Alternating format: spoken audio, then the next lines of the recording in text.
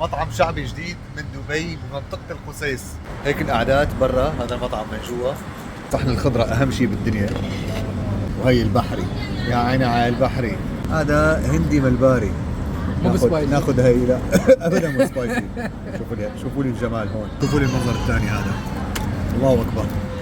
مقلي وصالونه. شو يعني صالونه؟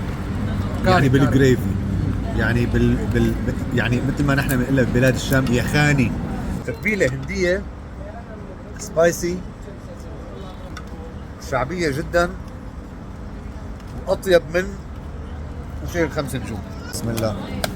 هيك بتاكلوا، خذ ترجعوا له الصحون، تسكبوا هي من هي، هيك حطوها هون هيك. اللي بيحب يستعمل معلقه اهلا وسهلا، واللي بده ياكل ويضرب بالخمسه هيك الاصول.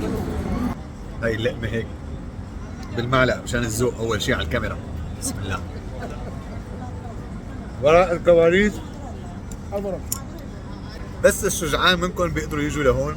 هحط لكم هلا بعد ما نخلص وين قاعد وين العنوان بالضبط. الاكل الشعبي اللي بياخذ العالي. مطعم بحر النور. وين نحن؟ بالقصيص. هي اوتيل هامبتون بالضبط مواجهه. هذا المكان.